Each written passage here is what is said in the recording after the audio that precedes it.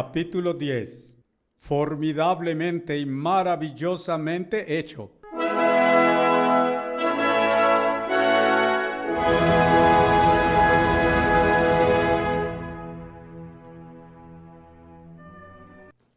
La gente habla de la dignidad del hombre, pero cuán reducido lo que ellos efectiva y usualmente saben de lo que hablan.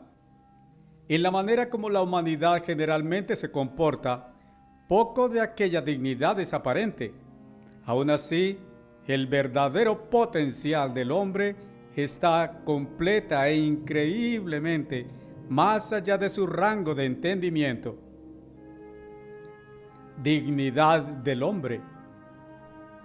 Silenciosamente mientras escribo, resonando vívidamente en mis oídos, percibo aquellos esfuerzos extremos de parte de uno de los coros de la pieza musical de El Mesías de Handel, cantando, comillas, todos nosotros como ovejas nos hemos extraviado, todos y cada uno de nosotros se ha vuelto a su propio camino, citado de Isaías 53:6. Efectivamente, como Pablo inspirado escribió, todos hemos pecado. El hombre, por medio de su propio pensamiento y acciones, ha contribuido solo contrariamente a cualquier plausible dignidad. Ha polucionado, contaminado, pervertido, abusado, arruinado y mal usado todo lo que un benevolente Dios ha puesto dentro del alcance de sus manos. Ha rechazado y se ha rebelado contra su Hacedor. ¿Por qué entonces el gran Dios debería estar preocupado por el hombre? El salmista hizo aquella pregunta, Salmos 8, versos 4 a 6. La respuesta de David fue: le has hecho poseer dominio sobre las obras de tus manos, verso 6. Sin embargo, la verdad completa no está revelada en ese pasaje del Antiguo Testamento. David solamente incluyó el dominio que Dios dio a Adán y a sus descendientes, dominio sobre los animales y la tierra, sobre el pez y los mares, y sobre las aves del aire, hasta el punto en que la atmósfera de la tierra se extiende. Aquello es todo el dominio que Dios ha dado al hombre mortal, aún hasta hoy, y el hombre ha polucionado y mal usado todo. No satisfecho con ello, el hombre ahora está buscando extender su dominio más allá de la jurisdicción que Dios le asignó. Hoy el hombre está aventurándose sin límites. Ya ha realizado repetidos aterrizajes sobre la Luna y regresado a la Tierra, y ahora habla de aterrizar sobre Marte u otros planetas. No obstante, el hombre está simplemente involucrándose demasiado con gran celeridad. Está esforzándose por apoderarse de lo que no está él adecuadamente preparado para manejar, y antes de que eso haya sido hecho legalmente suyo. Porque lo que el hombre no sabe es que si primero calificara para ser confiable, ha sido la intención de Dios todo el tiempo poner no solamente la Luna y Marte, sino el completo vasto universo sin límites bajo su jurisdicción. La respuesta completa a la pregunta de David no fue dada en el Antiguo Testamento, fue revelada en el Nuevo. Sin embargo, los líderes religiosos del hombre nunca han captado la arrasadora verdad. Para las mentes hostiles a la autoridad de Dios, esto se vería demasiado increíble de aceptar. Así entonces ellos leen exactamente sobre la gloriosa revelación de la verdadera dignidad potencial del hombre. Aunque fue explicado en capítulo 5, esta respuesta necesita repetición. Aquí pues está la respuesta plena a la pregunta del salmista. Repitiendo la pregunta, Dios inspiró a través de Pablo: ¿qué es el hombre para que tú, Dios, estés pensativo acerca de él? Y la respuesta: tú has puesto todas las cosas en sujeción bajo sus pies. Hebreos 2, versos 6 a 8. Exactamente, ¿qué significan aquellas palabras? Todas las cosas. Ellas significan exactamente lo que dicen. Todas las cosas. el vasto, entero universo sin límites. Lea las siguientes palabras. Porque en cuanto a que Él puso todo en sujeción bajo Él, nada dejó Él que no sea puesto bajo Él. Verso 8.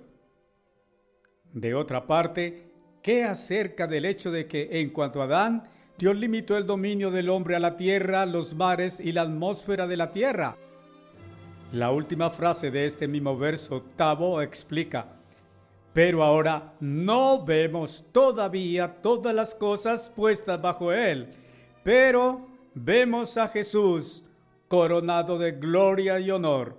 Versos 8 a 9. En verso 10, Jesús es llamado el capitán, el líder, el pionero, que se ha ido con antelación a nuestra salvación. Entonces, exactamente, ¿cómo y en qué capacidad vemos ahora a Jesús? Lo vemos a Él, capítulo 1, versos 2 a 3, en poder y gloria, sosteniendo todas las cosas por medio de la palabra de su poder. Fíjense en la clara traducción inglesa de todas las cosas, en la más moderna traducción de Moffat, como sigue: sostiene el universo con su palabra de poder. También vea la versión Revised Standard de la Biblia. Efectivamente, Jesucristo, el primogénito en medio de muchos hermanos, está ahora sobre el trono mismo que gobierna el universo entero. Él ahora controla todo poder, toda fuerza, toda energía que existe. Y Él simplemente ha sido pionero en el camino. Nosotros, si nos rindiéramos a Dios y a su gobierno a través de Cristo, habríamos de poder ser reconciliados con el gran Dios y convertirnos en coherederos con Cristo para heredar todo lo que Él ya ha heredado después de nuestra resurrección. Y esa es la potencial verdadera dignidad del hombre. Verdaderamente la mayoría de los hombres que hablan por hablar por doquier en su vanidad acerca de la dignidad del hombre, poco comprenden la real significación de aquellas palabras. El hombre debe primero dar media vuelta e ir por el otro camino. Debe arrepentirse porque él ha estado viajando en la dirección equivocada. Debe ir por el camino de Dios. Debe primero calificar antes de que Dios le confiare el gobierno del universo. ¡Cuán maravillosamente hecho! Para esta vida mortal, el Creador nos hizo de sustancia física y nos confinó a esta tierra física, pero nos hizo a su semejanza, aunque ahora seamos simplemente el barro a ser refaccionado, formado y moldeado a su propio carácter espiritual. Para este propósito, aún nuestros cuerpos de barro fueron hechos para funcionar en el más milagroso estilo. Como David dijo también: te alabaré a causa de que soy formado formidablemente y maravillosamente. Maravillosas son tus obras y que mi alma conoce muy bien. Salmo 139, verso 14. Por supuesto, la parte más formidable y maravillosamente formada del hombre es su mente. Eso es algo que los animales brutos no poseen. Todavía la mente requiere de un cuerpo que se mantenga bajo condición de funcionamiento para que el hombre pueda cumplir su tremendo destino. Él requiere de piernas y pies que lo transporten. Necesita brazos y manos para formar y hacer lo que su mente dirige. Necesita el aparato sustentador de vida, los sistemas digestivo, circulatorio y respiratorio. Necesita el sistema nervioso y necesita además del sistema genital o del sexo. El hombre ha caído en extravío en esta área de sexo, igual como lo ha hecho en toda otra forma posible. Sin embargo, el hecho de que el hombre, a causa de errónea elección de mente, ha mal usado, abusado y pervertido este sistema genital, no altera el hecho de lo que Dios indicó que era muy bueno. Y se pretendía que éste fuera, y de hecho que pueda ser, si estamos con mentalidad correcta, puesto para el más honorable y glorioso uso. Podemos, como mencioné antes, glorificar a Dios en nuestros cuerpos por medio de preservarlos para el uso y funciones pretendidas por Dios. La gente joven glorifica a Dios al mantener sus cuerpos incorruptos como Dios los hizo, hasta un correcto y apropiado matrimonio unido a Dios. Y los casados lo hacen por medio de los usos pretendidos e instruidos por Dios en función del eminente gran gozo del amor en el matrimonio y la felicidad del hogar y familia. De otra forma elemental, hemos cubierto las glándulas germinativas que Dios formó tanto en el cuerpo de varón como en el femenino. Verdaderamente ellas son maravillosas y formidablemente hechas. Los ductos femeninos. Así que ahora llegamos a los ductos o tubos que transportan tanto ova como espermatozoa desde sus, entre comillas, laboratorios para concepción y gestación de humanos que puedan convertirse en propios herederos de Dios. Desde que hemos acabado de explicar acerca de la manera maravillosa en la cual la ova infinitesimal es literalmente disparada desde el ovario hacia el túnel abierto del oviducto, continuaremos ahora con este ducto conector del ovario con el útero. Este oviducto que transporta la ova es llamado el tubo de Falopio. Al tiempo que existen dos ovarios, uno en cada lado del útero, existen también dos tubos de Falopio. La ova no posee en sí misma el poder de movilidad como la espermatozoa. Una vez el túnel en forma de flor carnada a la entrada del oviducto se abre para recibir el óvulo disparado hacia este, el óvulo viaja muy lentamente en su curso a través del tubo de Falopio o trompa de Falopio. Este tubo está formado de una pared de 3 capas con finos tentáculos. Cuando el óvulo revienta en su folículo dentro del túnel de entrada del tubo, es como un huevo de gallina sin un cascarón. No de acuerdo con el tamaño, por supuesto. Este es más pequeño que el punto al final de esta frase. Sin embargo, si estuviera desprotegido de su envoltura membranosa, pronto perecería si no fuera inmediatamente cubierto y protegido por una sustancia albuminosa en el tubo de Falopio. Los infinitesimales tentáculos a lo largo de la membrana interior del tubo muy lentamente expulsan esta célula de huevo humano sobre su curso hacia el vientre. Este viaje a través del tubo de Falopio, es dicho por médicos y científicos, requiere aproximadamente de 8 días. Consecuentemente, puesto que la mayor parte de autoridades creen que la vida del óvulo es limitada, algunos dicen que es de solo 24 horas a menos que se encuentre y sea fertilizado por una célula de esperma. Toda opinión científica hoy afirma que la impregnación debe tener lugar en el tubo de Falopio y antes de que la célula ovoidea haya avanzado su curso por el pasaje a través del tubo. El vientre. Los dos tubos de Falopio conducen hasta el vientre o útero. En palabreo médico, este órgano es llamado todavía por su antiguo nombre, vientre. Igualmente es casi con el uso del más moderno término útero. Este es un órgano en forma de pera, con la parte final más ancha en la parte de arriba y los tubos de Falopio entran en esta porción más ancha arriba. Este está suspendido por cordones y músculos desde arriba y su cuello colgante hacia abajo, llamado la cerviz, cuello uterino, entra en la vagina. La vejiga urinaria está localizada justo frente al útero. La posición normal del vientre tiende a inclinarse o a inclinarse un poco ligeramente hacia adelante desde la parte inferior, casi en un ángulo recto desde el canal vaginal. El propósito del útero es recibir, alojar, proteger y alimentar el óvulo fertilizado o embrión. Después de 4 meses, este es llamado un feto. En aproximadamente 9 meses, este es nacido como un bebé humano con toda la arrolladora potencialidad en la cual él pueda convertirse en heredero. En su estado de inactividad, el útero es duro y muscular. Sus paredes están juntamente cerradas que en realidad no existe cavidad uterina real.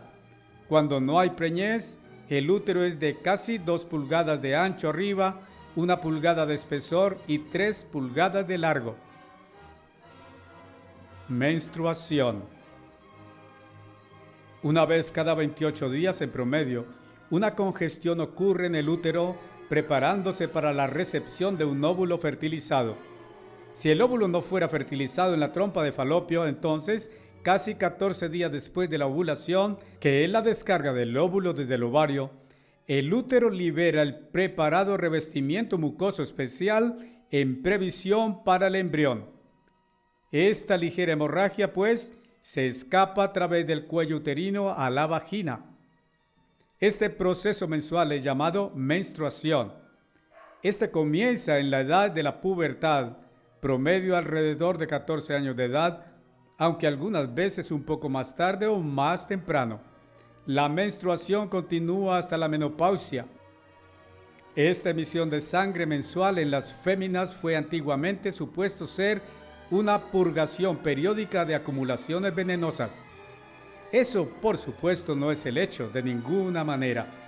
Si el óvulo fuera fertilizado, entonces el revestimiento mucoso especialmente formado en el vientre recibiría el embrión y ejecutaría su importante función.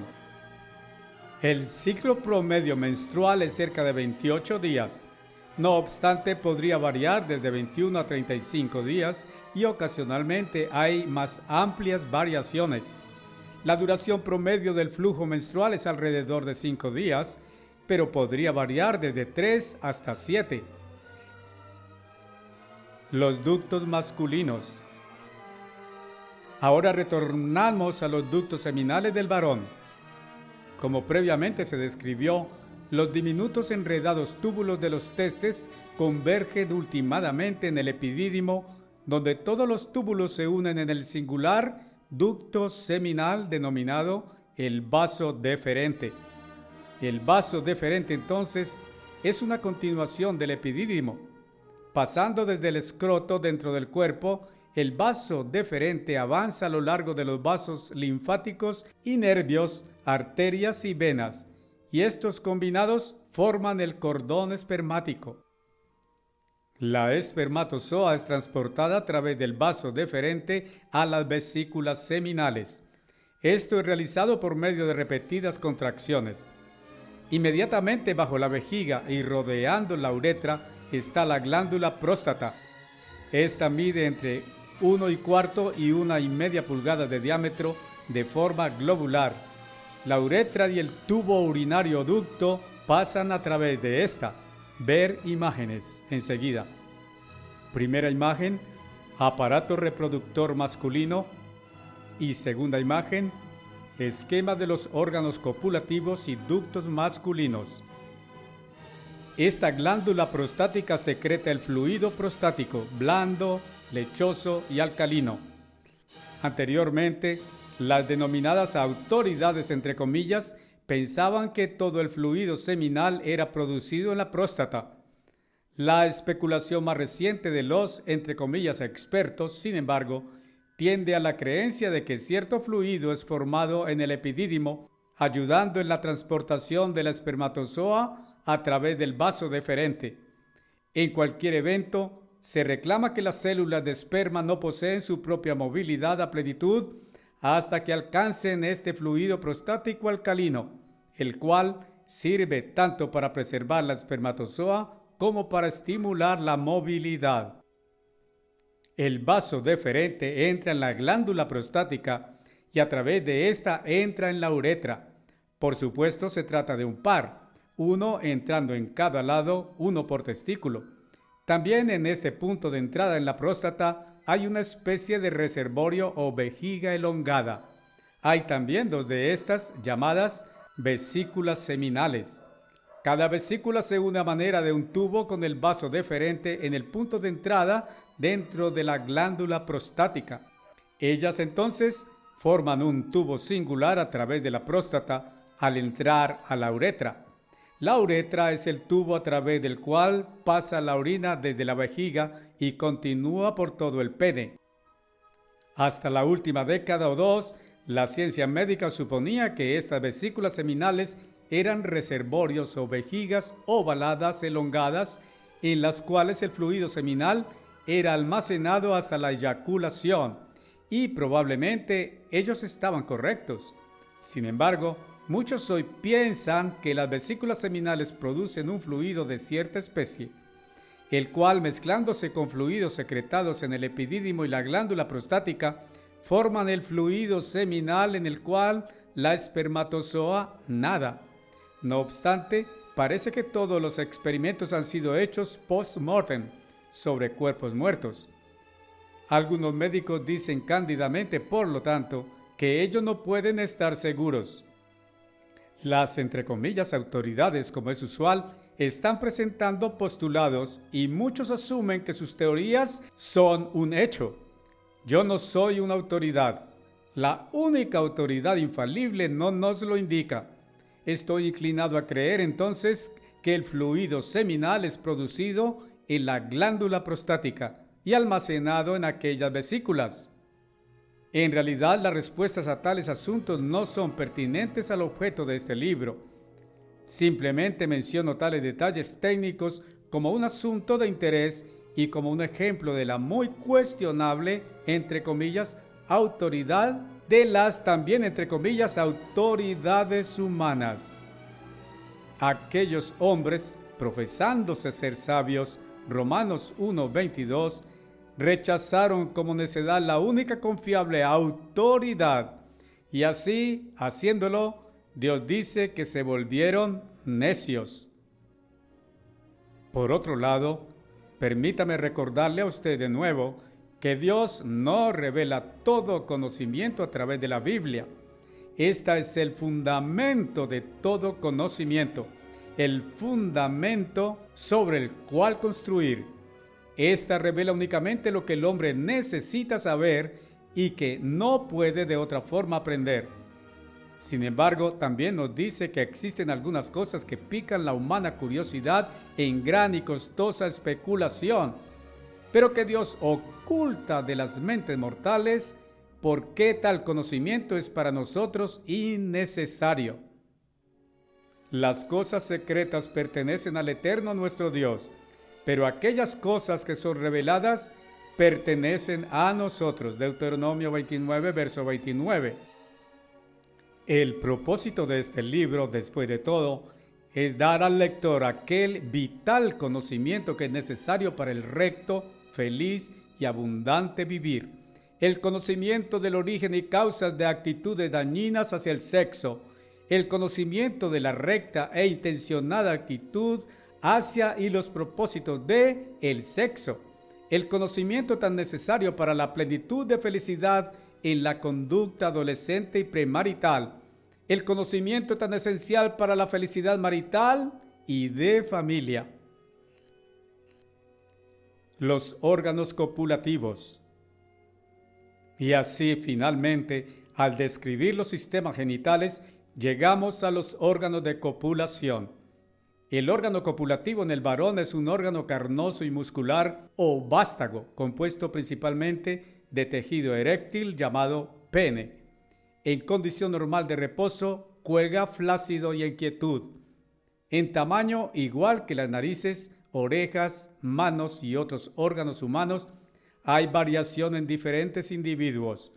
En promedio, en estado de reposo, es de 3 a 4 pulgadas de longitud y cerca de 1 pulgada de diámetro. Rígidamente, sin embargo, es necesario para la unión sexual.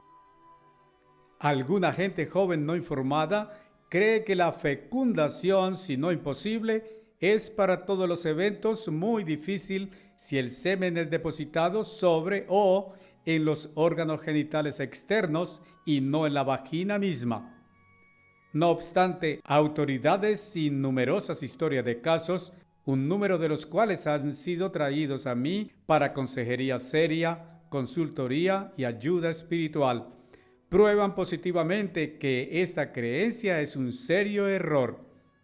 En aquellas historias de casos, chicas no casadas estaban yendo demasiado lejos en lo que ellas habían sido inducidas a creer que no era dañino y que eran socialmente aceptadas, las caricias o juegos sexuales, se encontraron con que ellas físicamente estaban en la condición de la profecía que dice: atención, una virgen concebirá. Pero espiritualmente ellas estaban en el extremo opuesto de la posición de la Virgen María. Lo que estaba concebido en ellas no era por medio del Espíritu Santo, sino por medio de clara fornicación. Y aunque ellas eran todavía vírgenes físicamente, con su himen intacto, ciertamente no lo eran espiritualmente. Tengo más que decir acerca de esto más adelante, en su momento apropiado, como una seria advertencia a los no casados. La verdad es, la penetración de la vagina no es necesaria para la reproducción, aunque esto se convierte en la probabilidad mucho mayor de preñez. Pero esta penetración, dentro del propósito del Santo Creador, es mucho más deseable para la expresión del amor marital bendecido por Dios. Y en consecuencia, como siempre en lo que el Creador hace, había propósito en diseñar el miembro sexual masculino en función de excitar hasta la rigidez. La uretra se extiende desde la vejiga, penetra directamente por la glándula prostática y continúa por la parte más baja o baja lateral a lo largo de todo el interior del pene. Por encima de la uretra, continuando a través del vástago, hay dos cuerpos cavernosos esponjosos llamados corpora cavernosa. A lo largo de la parte inferior, una porción esponjosa rodea la uretra. A través de la longitud del órgano corren los vasos sanguíneos y nervios sensitivos.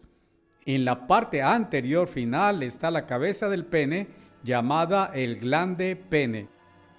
El glande posee una estrecha red de nervios periféricos y es la sede de la sensación erótica en el varón. La corpora cavernosa son así denominados porque contienen un sistema de cavernas. En estado flácido e inactivo están casi vacíos, pero bajo excitación sexual se vuelven repletos de sangre y también mucho más grandes que la extensión normal que rodea el área esponjosa de la uretra. El órgano entonces se hincha y se vuelve denso y duro. En la condición erecta, el tamaño variará desde 5,5 a 7 pulgadas de longitud y 1,25 a 1,5 pulgadas de diámetro, y en algunos raros casos ligeramente más grueso. Podría estar bien aquí corregir dos temores sin fundamento que ocasionalmente perturban, o quizás antiguamente, antes de que el advenimiento de la nueva moralidad, entre comillas, inquietara a una, de otra manera, extremadamente feliz y futura novia comprometida en matrimonio. Algunas parecen temer que un esposo muy grande producirá bebés anormalmente grandes, convirtiendo el parto difícil o el nacimiento peligroso. El tamaño de los padres nunca ha probado tener alguna conexión con el tamaño de los bebés al nacer. Algunas mujeres jóvenes se vuelven un poco atemorizadas, temiendo que el pene del futuro esposo pudiera probar ser demasiado grande para una penetración normal y fácil, y que esto pudiera causar dolor durante el coito. Pero el Creador diseñó la vagina femenina con gran distensibilidad. Esta se expande para permitir el paso de la cabeza y hombros del bebé al ser nacido. Y ningún pene de varón está de alguna manera cerca de ese gran tamaño. Es cierto, incontables esposas han sufrido dolor, pero solo por ignorancia. Si hubiéramos venido por medio de evolución, probablemente nos habríamos causado toda clase de preocupaciones. Sin embargo, desde que un benevolente y todo inteligente Dios nos hizo como somos, simplemente Él tuvo cuidado de aquellas cosas. Dios no se equivoca. Por supuesto, a través de la herencia que resulta de transgresión de la ley de Dios, quizás pueda ser que raramente personas nacieron con condicionamientos anormales en los órganos germinativos. Pero el promedio de personas no necesitan albergar temores. Verdad acerca de circuncisión. Dificultades en amor marital resultan de ignorancia y de transgresión de las leyes de Dios, nunca de aspectos inadecuados por parte del gran diseñador. Es el propósito de este libro disipar aquellas ignorancias y hacer claras las leyes puestas en movimiento para la felicidad y gozo humanos. Antes de abandonar la explicación de los órganos masculinos de copulación, una palabra acerca de circuncisión.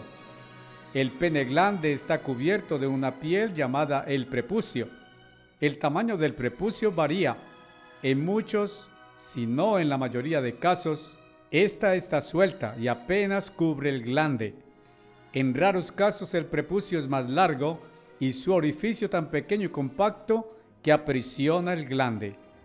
Bajo erección, la piel puede no ser capaz de deslizarse hacia atrás, detrás del glande, o si lo hiciere podría, bajo la hinchazón por la erección, producir una especie de estrangulación del glande. La solución es simplemente la circuncisión. Bajo el antiguo pacto, Dios hizo la circuncisión obligatoria bajo la ley en Israel. Bajo el nuevo pacto, la circuncisión ordenada para siempre es físicamente, mas no espiritualmente abolida. El apóstol Pablo instruye que la circuncisión como rito religioso no es más físico sino espiritual, de corazón, no de la carne. Aún así, mientras esta no es más mandada por Dios como un rito físico religioso, a la mayoría ciertamente es permitida y por puras razones físicas y sanitarias. Yo la recomiendo potentemente para todos los bebés masculinos. Entre el prepucio y el glande del niño incircunciso u hombre es secretada una especie de sustancia grasosa llamada esmegma. Dejada sin limpieza, esta podría causar inflamación y problema. Es necesario, en consecuencia, en el caso de un bebé masculino incircunciso, que regularmente la madre empuje el prepucio hacia atrás, detrás del glande pene, y lavarlo. Y a medida que él crezca suficientemente, el chico debe ser enseñado a hacer esto regularmente. Esta misma necesidad del procedimiento sanitario causa irritación de la misma sede de sensación voluptuosa. Es muy semejante a estimular incitación sexuales y eso conduce a masturbación. Esta ha sido la causa principal de un serio problema sexual en las vidas de incontables jóvenes varones antes del matrimonio. El prepucio forma una cubierta protectora sobre el productor sensacional y fácilmente excitable glande. Aún así, en lugar de realmente protegerlo, la necesidad de limpieza produce justo lo opuesto. El glande del chico u hombre incircunciso es excesivamente tierno y sensitivo. Después de la circuncisión, gradualmente el glande pierde mucha de su sensibilidad hasta que el contacto o rozamiento de la ropa interior sobre éste no produzca más sensitividad que la que produce la ropa en cualquier parte del cuerpo. Aún así, el circuncidado disfruta todo el placer voluptuoso que Dios hizo posible en el coito marital. Algunos jóvenes hombres incircuncisos, plagados por el hábito de la masturbación adquirido más tempranamente en la vida que lo que puedan recordar, se han circuncidado a sí mismos o habían aprendido a llevar el prepucio hacia atrás del glande, produciendo en ellos el mismo efecto de la circuncisión hasta el punto de perder la tierna sensitividad del glande y así disminuir la tendencia de excitar y de constante tentación. Repito, este no es hoy un mandamiento físico religioso, pero cuando Dios circuncidó a Abraham a la edad de 99 y mandó que fuera para siempre y para sus descendientes, Génesis 17, versos 9 a 14, tanto para el israelitismo como para árabes, esto no pudo haber sido perjudicial. Y aunque el método de rito como mandamiento religioso es transferido desde una forma física a una espiritual, Estoy seguro de que tengo la aprobación del Señor en hacer la más urgente recomendación para casos de circuncisión en pro de lo sanitario, de salud y protección moral. La circuncisión, sin embargo, está llegando a ser ampliamente practicada hoy a causa de aquellas razones muy sanitarias. Sea que los obstetras la aconsejen o no, urjo a todos los padres a exigirla. Otra cosa, se está volviendo costumbre de los médicos obstetras hoy ejecutar la circuncisión al tiempo del nacimiento. No permita esto. Dios instruye que esto debe ser hecho al 8º día, el día que el bebé sea de 8 días de edad, lo cual es 8 días después del nacimiento, o realmente el día 9º de su vida. El bebé es de 1 día de edad al 2º día de su vida, no es el primero, el cual es el día en que es nacido. Génesis 17:12. La única razón por la que los médicos están dándose la vuelta a la práctica de ejecutar la circuncisión al tiempo del parto es su propia egoísta conveniencia. Y de esta forma simplemente razonan alrededor de la idea y en consecuencia advertirán a pacientes que no hay diferencia del día. Ellos simplemente no quieren ser molestados una segunda vez en el día 8º. Quizás soy un poco franco al decir esto, pero no tengo paciencia con tales consideraciones egoístas, solo por egoísta conveniencia e inconsideración al paciente o niño. Exíjalo o vaya a un médico distinto. Todavía otra cosa. Algunos médicos hoy están cortando demasiado prepucio o todo él. Simplemente dígale al médico que deje un poco de él. Si él le preguntara a usted si usted se está tomando la atribución de decirle a él cómo manejar ese asunto, bien, yo pensaría que yo simplemente decidiría que él no conoce bien su profesión. Entonces, yo me iría a uno que sí lo haga. Quizás soy franco. Yo le urjo a usted, en verdad, que sea cortés y diplomático, por supuesto, pero sea políticamente firme. Sé efectivamente de lo que hablo. Si demasiado o todo el prepucio es cortado, la piel es contraída desde el punto de juntura con el glande en la erección y esto causa indebida incitación y tentación. Órganos copulativos femeninos. La región genital externa de las hembras o la región púbica es llamada la vulva. Este término incluye colectivamente todos los genitales externos, todo lo visible sin exclusión. Conectando el vientre con los genitales externos tenemos la vagina. Este término significa cubierta. Esta es un tubo o canal. Es el órgano copulativo de la hembra, sirviendo al acto específico del coito. El fondo redondo del cuello del vientre se proyecta dentro de la terminal posterior de la vagina. La dirección de la vagina es hacia abajo y adelante desde el útero, casi en un ángulo de 90 grados con el eje del útero.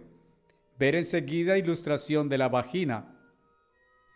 Las paredes interiores de la vagina están corrugadas en pliegues, haciendo estas paredes elásticas y sujetas a ser estiradas, especialmente durante el parto de un bebé.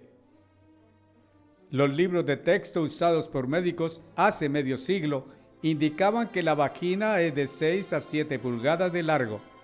Más recientes textos lo exponen como de 3 a 4 pulgadas de profundidad, pero con la explicación de que durante el entrecruce sexual, el pene fuerza el vientre hacia arriba. La pared vaginal es suficientemente elástica para permitir la entrada plena. En la abertura anterior de la vagina, la membrana mucosa formando sus fronteras continúa como la membrana de los pequeños labios interiores denominada labia minora o labios menores. La semicavidad interior de la labia menor es denominada el vestíbulo. Exacto arriba de la abertura vaginal está el orificio de la uretra, el pasaje desde la vejiga. Arriba de la abertura de la uretra, en la cúspide de la labia minora, está el clítoris. Este será descrito principalmente más adelante y su función. En realidad, el clítoris es muy similar al pene masculino. Este está sujeto a erección bajo estimulación sensorial. Este tiene una cabeza o glande muy similar al glande del pene en miniatura, lleno de terminales nerviosas. Esta es la sede de la sensación voluptuosa y de estimulación sexual en la hembra. Solamente la cabeza del clítoris es visible exteriormente.